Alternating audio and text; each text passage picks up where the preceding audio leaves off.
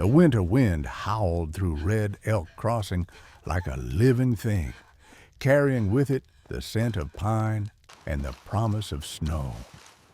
Nestled at the base of the Rockies, the frontier town was a patchwork of weathered wooden buildings, dusty roads, and people from every corner of the world, settlers seeking new lives, indigenous traders, grizzled hunters, and the occasional outlaw passing through under cover of darkness.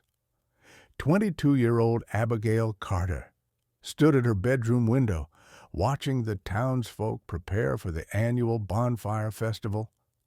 From her vantage point above her father's general store, she could see young women laughing as they hung lanterns, men hauling logs for the fire, children chasing each other through the gathering dusk.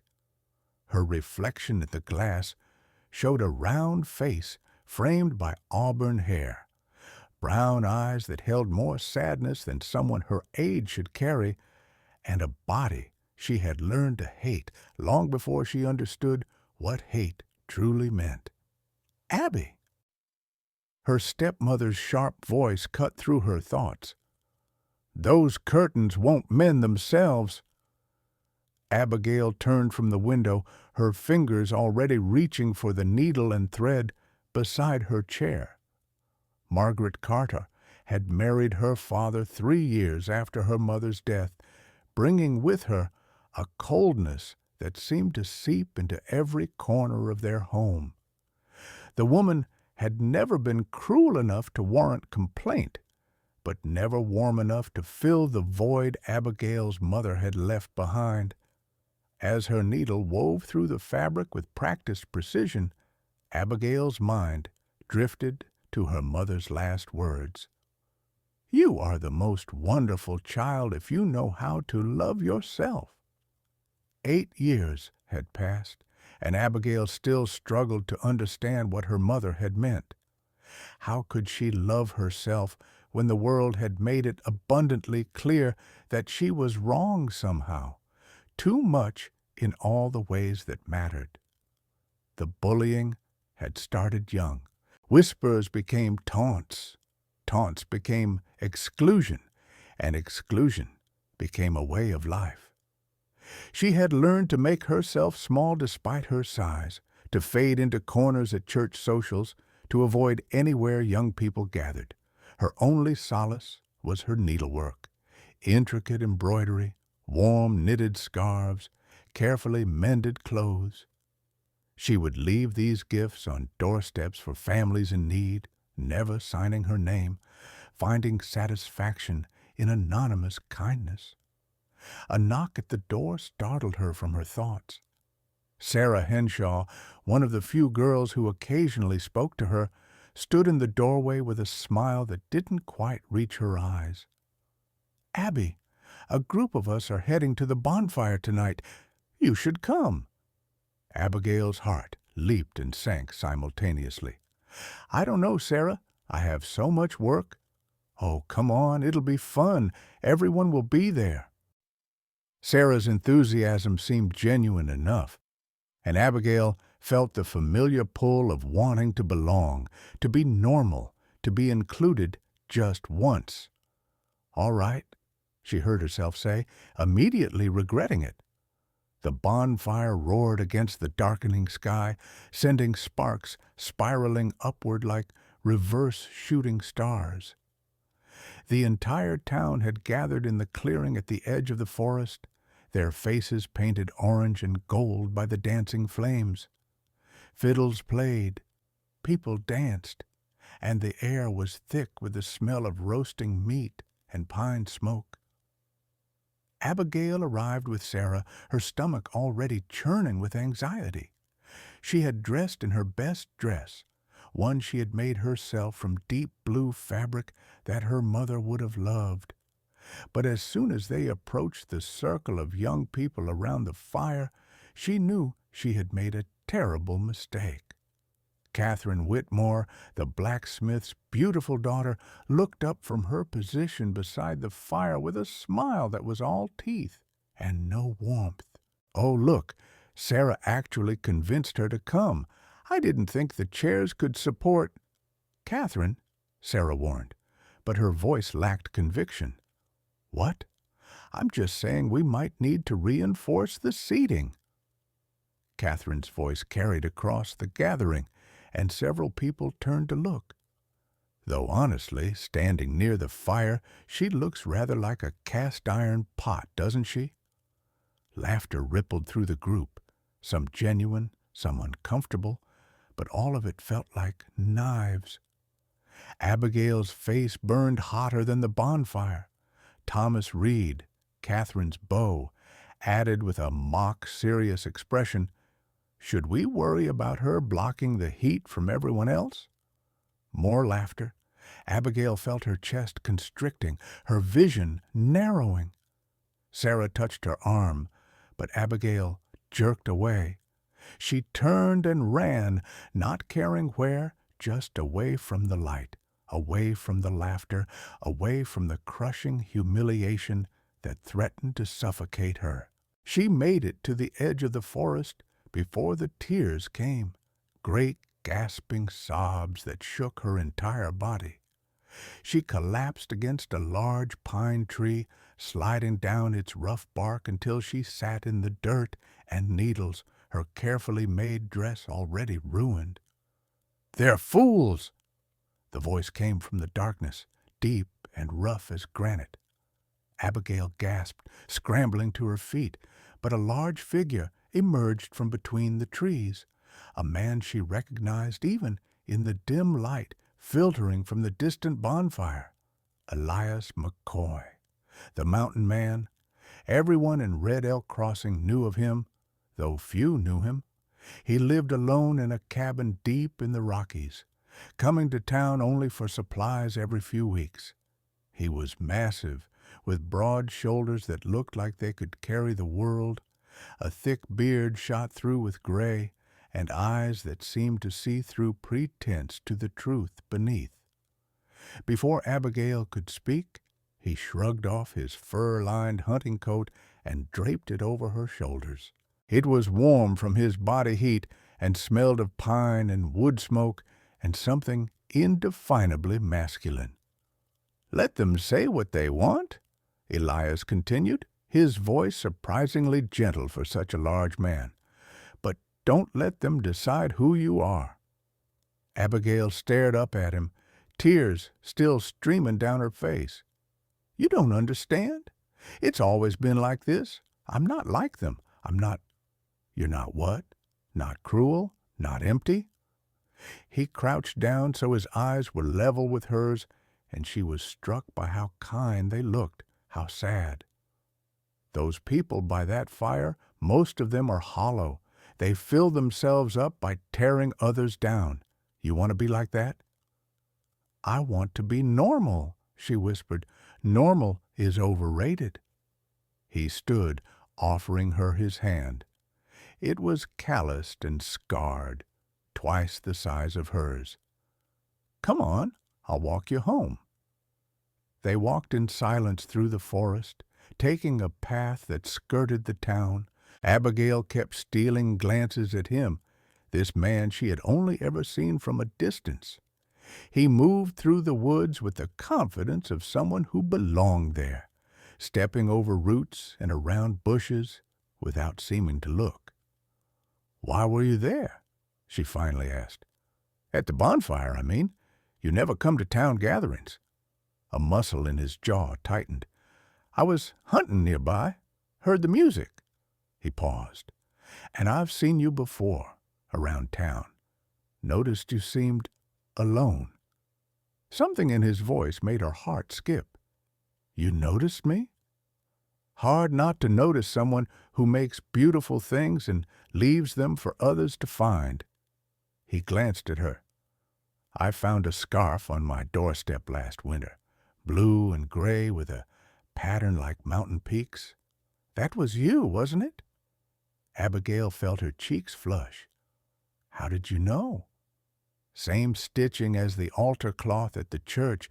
You have a distinctive style." They had reached the back of her father's store.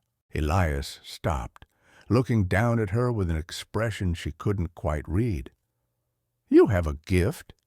Don't let anyone make you forget that." He turned to leave, and Abigail found herself calling after him, "Mr. McCoy?" He looked back. "Thank you. For the coat. For everything." He nodded once and disappeared into the shadows like a ghost. The next morning, Abigail found a small bundle on the back step of the store, a collection of dried herbs tied with a simple cord. She recognized them immediately, wintergreen and willow bark, perfect for treating the pain in her wrists that sometimes came from long hours of needlework. There was no note, but she knew who had left them. That evening, she worked late into the night on a new scarf. This one was different from anything she had made before. She used the finest wool she had, dyed a deep forest green, and worked into it a pattern of pine trees and mountains and stars. When it was finished 3 days later, she walked the 1.5 miles to Elias's cabin and left it on his doorstep, her heart hammering the entire way. Winter deepened over Red Elk Crossing. Snow began to fall in earnest, blanketing the town and the mountains beyond in pristine white. Abigail rarely ventured out except for church on Sundays, where she sat in the back and left quickly before anyone could speak to her. But she found herself thinking constantly about Elias McCoy, his kind eyes, his gentle voice, the way he had treated her with more respect in 5 minutes than most people had shown her in years. Then came the blizzard. It struck on a Thursday afternoon, wind howling down from the mountains with such ferocity that visibility dropped to mere feet. Abigail huddled in her room, listening to the house creak and groan under the assault. Her stepmother had gone to bed early with a headache, her father was counting inventory downstairs, and Abigail sat by her window, watching the world disappear into white. A shadow moved past the window. Abigail's heart leaped into her throat. They were on the 2nd floor. What could possibly be out there? She pressed her face to the glass, straining to see through the driving snow. There, barely visible in the lamplight spilling from the store below, was a figure, tall, broad-shouldered, wrapped in furs. Elias. She watched, transfixed, as he stood in the street below, looking up at her window. He didn't approach, didn't call out. He simply stood there for what must have been 10 minutes, the snow accumulating on his shoulders and in his beard, before finally turning and disappearing back into the storm. He had come to make sure she was safe. The realization sent warmth flooding through her chest. This man, this solitary mountain man who owed her nothing, had walked through a blizzard just to check on her. She pressed her hand to the window, wishing she could call him back, wishing she had the courage to run downstairs and invite him in. But she didn't, and by the time she worked up the nerve to move, he was long gone. A week later, Abigail encountered Elias at the general store. He was buying supplies, flour, salt, coffee, ammunition. She was behind the counter helping her father, and when their eyes met, something passed between them that made her breath catch. "Miss Carter," he said with a small nod. "Mr. McCoy." Her voice came out smaller than she intended. Was that you? During the blizzard?" Her father looked up with interest, but Elias's expression didn't change. "Just making rounds, checking on folks. In that weather, you could have died. I've weathered worse." He paid for his supplies, then hesitated. "I found a scarf on my step, green, with trees on it." "Oh?" Abigail tried to sound casual. "Someone must have left it by mistake." "No mistake." His eyes held hers. It's the finest thing I've ever owned. Thank you." After he left, Abigail's father chuckled. "That's the most I've heard McCoy say in 3 years. You two know each other?" "Not really," Abigail murmured, but her heart was singing. The encounters became more frequent after that. Elias started coming to town more often, always with some excuse. Needed nails, needed rope, needed to sell pelts. And always he would find a way to speak to Abigail, even if just for a moment. One day in early December, he found her sitting on a bench outside the church, mending a tear in the minister's vestments. The winter sun was weak but bright, and the snow on the ground sparkled like diamonds. "Mind if I sit?" he asked. "Please." Abigail moved over, making room on the bench. They sat in companionable silence for a while, watching the town go about its business. Finally, Elias spoke, his voice low and rough. "I had a brother once, younger than me by 2 years. Name was Jacob." Abigail looked up from her needlework, surprised. Elias never talked about himself. "We were scouts together back during the troubles with the Blackwood gang. You remember that?" "I was young, but yes, they terrorized the whole territory for years. We were tracking them through the mountains. Jacob and I were separated from the main group when they ambushed us." His hands clenched into fists. "Jacob saw the gunman before I did, pushed me out of the way, took the bullet meant for me, died in my arms on that mountain." "I'm so sorry," Abigail whispered. "I left civilization after that. Couldn't bear to be around people, to form attachments. Thought if I didn't care about anyone, I couldn't lose anyone else." He turned to look at her fully. "I've lived alone for 10 years, Miss Carter, and it was fine. It was safe, until I saw you crying behind the church last summer." Abigail's needle stilled. "You saw that? You were sitting right where we are now, tears running down your face, but you weren't making a sound, like you'd learned to cry silently so no one would hear. And I wanted to help, but I didn't know how. I'm not good with people anymore, if I ever was." "You're good with me," Abigail said softly. His laugh was bitter. "Am I? I don't know how to do this, Miss Carter, how to be around someone without bringing them my darkness, my pain. Everyone I've loved has been taken from me. My mother, my father, my brother. What if—" He stopped, looking away. "What if what?" "What if caring about you puts you in danger?" Abigail set down her needlework and turned to face him fully. "Mr. McCoy, Elias, I've been alone my whole life, too. Different reasons, maybe, but just as isolated. And you're the first person in years who's made me feel like maybe I'm not as broken as I thought." They sat there as the sun moved across the sky, sharing their stories in quiet voices. Abigail told him about her mother, about the bullying, about the loneliness that had become her constant companion. Elias spoke of the war, of his brother, of the guilt that had driven him into the mountains. When they finally parted, something had shifted between them. They weren't just two lonely people anymore. They were two lonely people who had found each other. Spring came slowly to Red Elk Crossing, the snow melting in patches to reveal the brown earth beneath. With the thaw came renewed social activity, and with it, renewed attention from Catherine Whitmore and her circle. Abigail had largely avoided them since the bonfire incident, but one afternoon in late March, Sarah Henshaw approached her with an apologetic expression. "Abby, I know things got bad at the bonfire, but Catherine feels terrible about it. We all do. We want to make it up to you."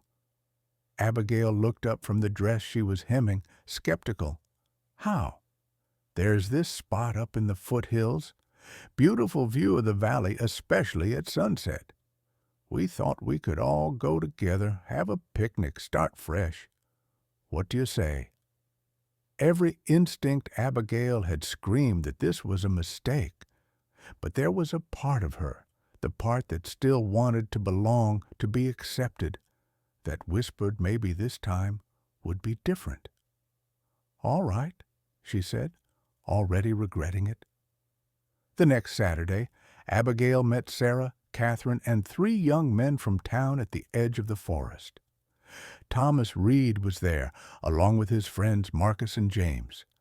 They all greeted her with smiles that seemed genuine enough, and for the first hour of the hike, Abigail almost let herself relax. The trail climbed steadily into the foothills, winding between pine trees and over rocky outcroppings. The view was indeed spectacular.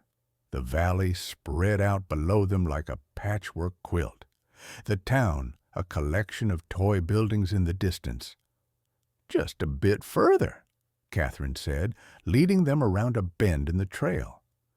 They emerged onto a narrow ledge overlooking a steep ravine. The drop was perhaps 20 feet to a rocky slope below.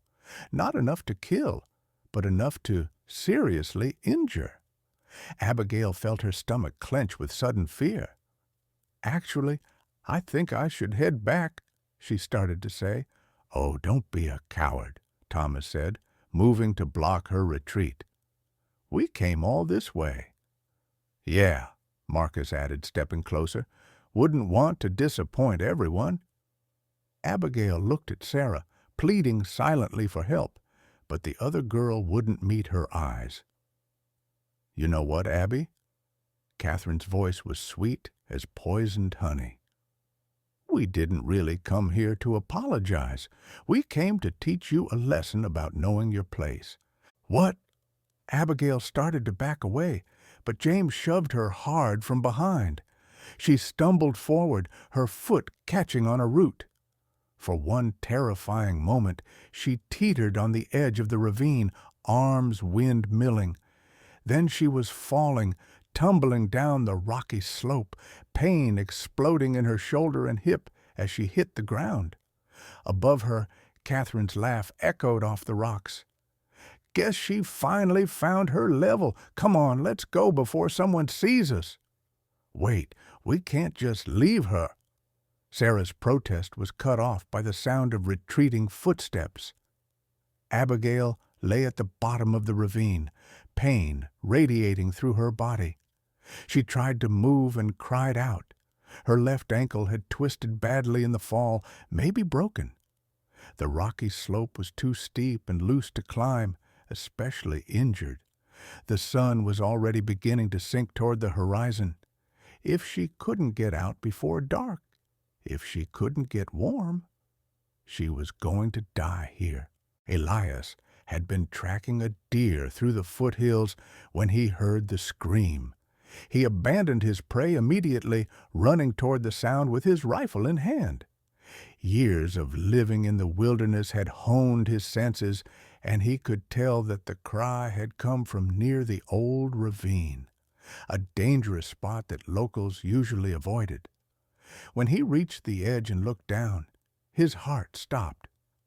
Abigail lay crumpled at the bottom, her blue dress torn and dirty, her face pale with pain.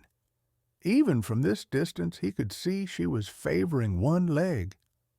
"Abby?" He didn't think, didn't hesitate.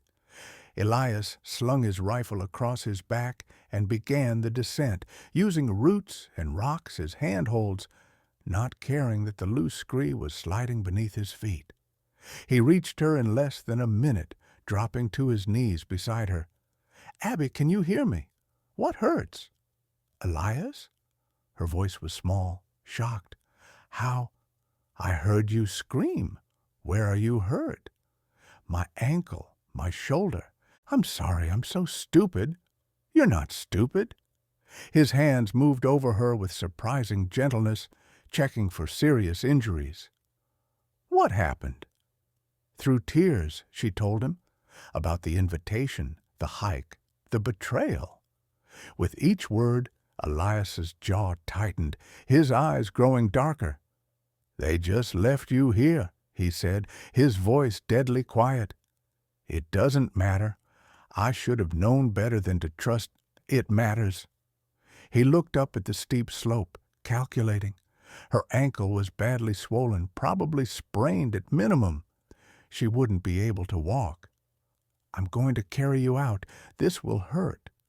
"I'm too heavy." "Abigail." He cupped her face in his rough hands, forcing her to look at him. "You are not too heavy. You are not too anything. Do you understand me?" She nodded, fresh tears spilling down her cheeks. Elias positioned himself carefully, then lifted her as though she weighed nothing, cradling her against his broad chest. The climb back up the ravine was treacherous, made more so by his precious burden. But Elias had lived in these mountains for a decade. He knew every handhold, every stable rock.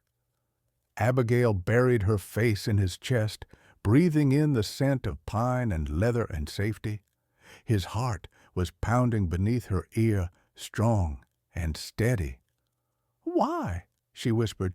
"Why do you care about me?"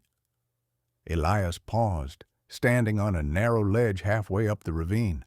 The setting sun painted the sky in shades of gold and crimson, and in that light he looked like some ancient god carved from stone and shadow.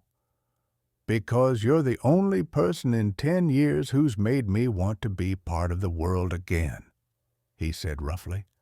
"Because when I saw you crying behind that church, something in me woke up.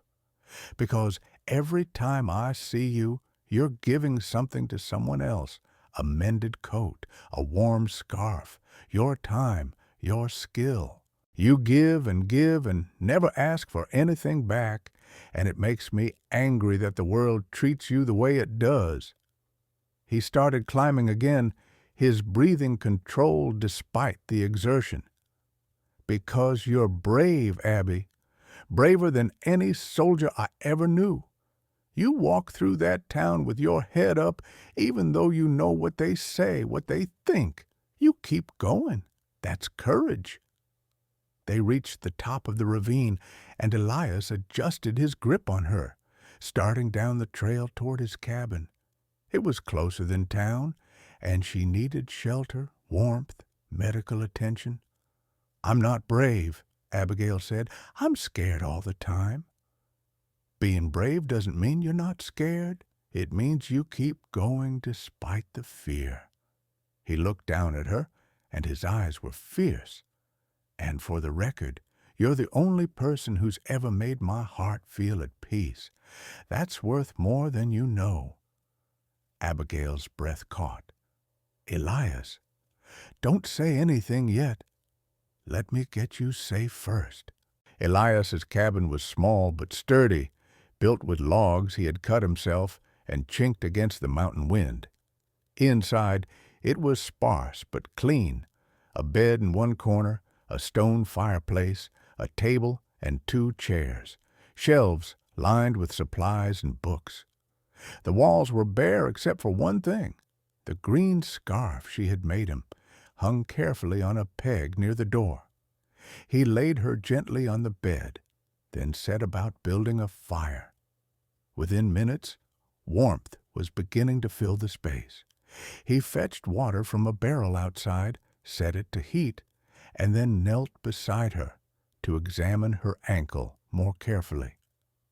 "Definitely sprained, maybe fractured. I'm going to wrap it, but you'll need to stay off it for at least a week."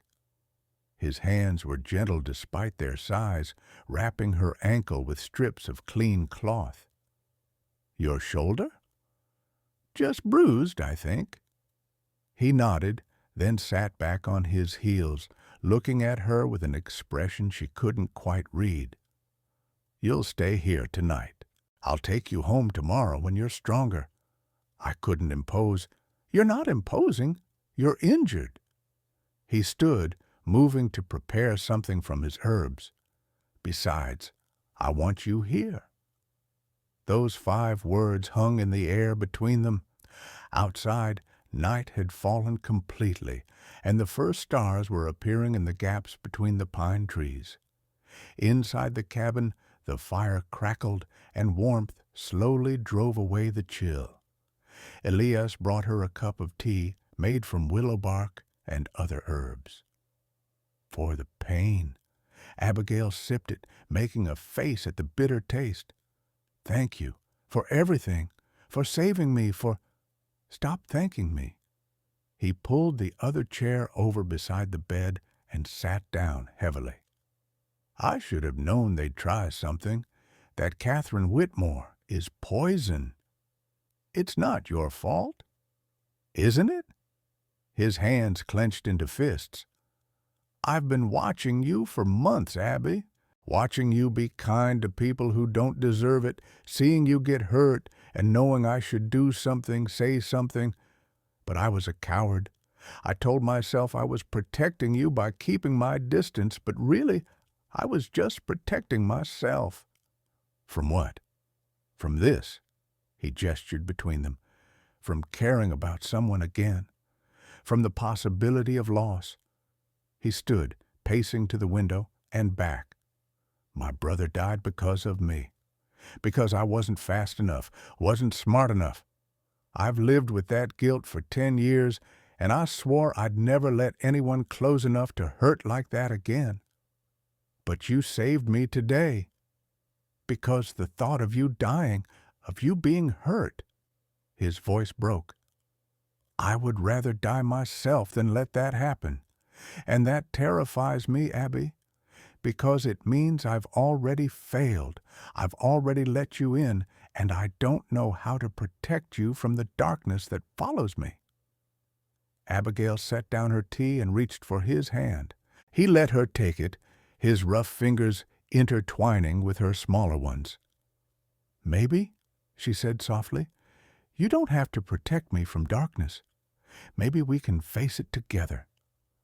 Elias sank back into the chair, raising her hand to his lips. The gesture was so tender it made her heart ache. "I don't deserve you, and I don't deserve you, so maybe that makes us even."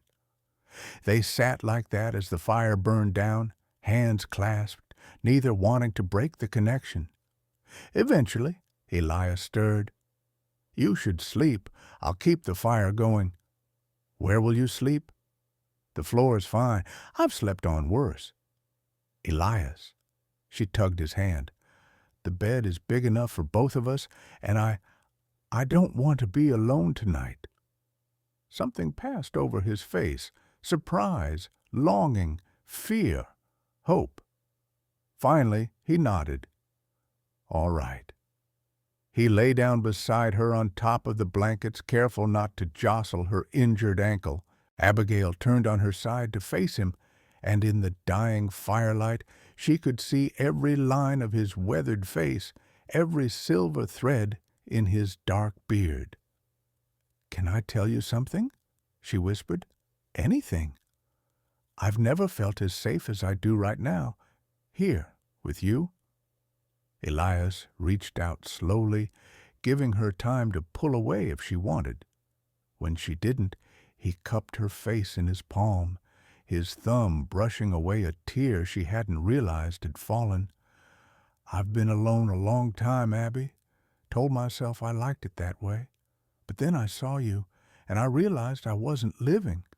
I was just existing, going through the motions, waiting to die." His voice was rough with emotion. "You make me want to live again. You make me want tomorrow." "I'm not beautiful," she said, needing to be honest. "I'm not what men dream of.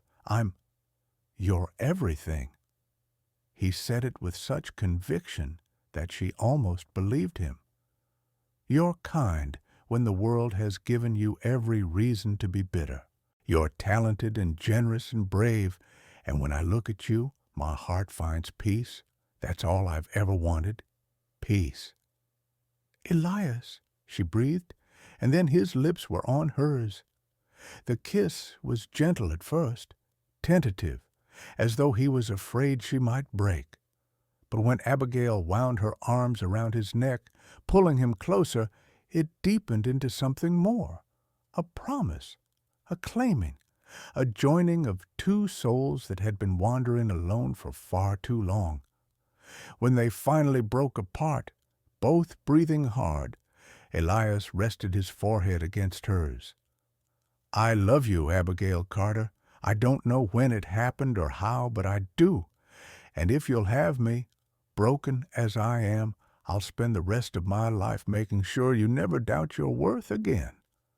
Abigail's tears flowed freely now, but they were tears of joy. "I love you too. I have for months, but I was too afraid to hope." "Hope," he said firmly. "Hope with me. Build a life with me. Let me be the one who sees you for who you really are." They fell asleep like that, wrapped in each other's arms, the fire burning low and the mountains standing guard around them. The next morning, Elias carried Abigail down the mountain on horseback, her wrapped ankle propped carefully. But instead of taking her home, he rode straight to the center of town and dismounted in the middle of the square. Word spread quickly. Within minutes, half the town had gathered, including Catherine Whitmore and her friends, who went pale when they saw Abigail.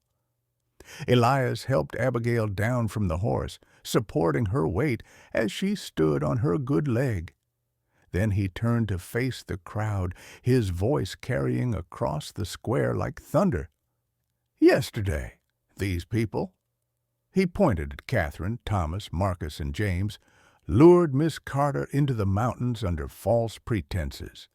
They pushed her into a ravine and left her for dead." Gasps rippled through the crowd. Catherine started to protest, but Elias cut her off with a look that could have frozen fire. "If I hadn't heard her scream, she would have died of exposure before anyone found her. They left an injured woman in the wilderness and didn't even have the decency to send for help." Sheriff Morrison stepped forward, his face grave. "Is this true, Miss Carter?" Abigail's voice was quiet but steady. "Yes, sir, it is." The sheriff turned to Catherine. "Miss Whitmore, do you deny these charges?" Catherine's beautiful face crumpled. "We didn't mean. We were just playing a prank. We didn't think she'd actually fall." "A prank?" Elias's voice was deadly quiet. "You call leaving someone to die a prank?" "Now, Elias," the blacksmith tried to intervene, "I'm sure the children didn't mean any real harm. Your daughter is 20 years old, not a child, and she meant plenty of harm." Elias turned to address the whole town. "For years, I've watched this woman," he put his arm around Abigail, "endure cruelty from people who should know better. I've watched her be kind when kindness wasn't deserved, give when she had little to give, and bear insults with more grace than her tormentors showed malice." He pulled Abigail closer. "And I'm done watching. From this day forward, Abigail Carter is under my protection. Anyone who hurts her, insults her, or treats her with anything less than respect will answer to me. Is that understood?" The crowd was silent, shocked by the speech from a man who usually said fewer than 10 words at a time. Sheriff Morrison cleared his throat. "Miss Whitmore, you and your friends will pay restitution for Miss Carter's medical care. You'll also be doing community service for the next 3 months. If I hear of anything like this happening again, the charges will be more serious. Understood?" Catherine nodded, tears streaming down her face, whether from shame or anger, Abigail couldn't tell. As the crowd began to disperse, Sarah Henshaw approached hesitantly. "Abby, I'm so sorry. I should have stopped them, should have gone for help." "You should have," Abigail agreed, "but I understand being afraid of them. I hope you find the courage to be better." Sarah nodded and walked away, and Abigail felt a weight lift from her shoulders. She wasn't the one who needed to apologize anymore. Spring turned to summer, and Abigail divided her time between the cabin in the mountains and her father's store in town. Her stepmother was scandalized by the arrangement, but her father, seeing his daughter truly happy for the first time in years, gave his blessing. Elias began coming to town more often, helping with heavy work at the store, teaching young men to hunt and track, slowly becoming part of the community he had shunned for so long. People were wary of him at first, but his quiet competence and obvious devotion to Abigail won them over. One evening, in late July, as they sat on the porch of his cabin watching the sun set over the mountains, Elias took Abigail's hand. "Marry me," he said, characteristically direct. Abigail laughed. "Is that a question or a command?" "Both. Neither." He turned to face her fully. "I'm not good with pretty words, Abby, but I know that I want to wake up beside you every morning and fall asleep with you in my arms every night. I want to build a life with you, have children with you, grow old with you. So yes, marry me, please." "Yes," she said, tears in her eyes. "Yes, I'll marry you." The wedding took place in September, under the pines near Elias's cabin. The ceremony was simple. Reverend Matthews from town, a handful of guests, including Abigail's father, and a few people from town who had shown genuine kindness over the years. Abigail wore a dress of cream-colored silk that she had sewn herself, embroidered with wild flowers from the mountain meadows. The sleeves were long and fitted, the bodice carefully constructed to make her feel beautiful. And when Elias saw her walking toward him through the trees, the look on his face told her she was. He wore a new shirt, black, with the green scarf she had made him tucked into the collar. When she reached him, he took both her hands, and his voice was rough with emotion as he spoke his vows.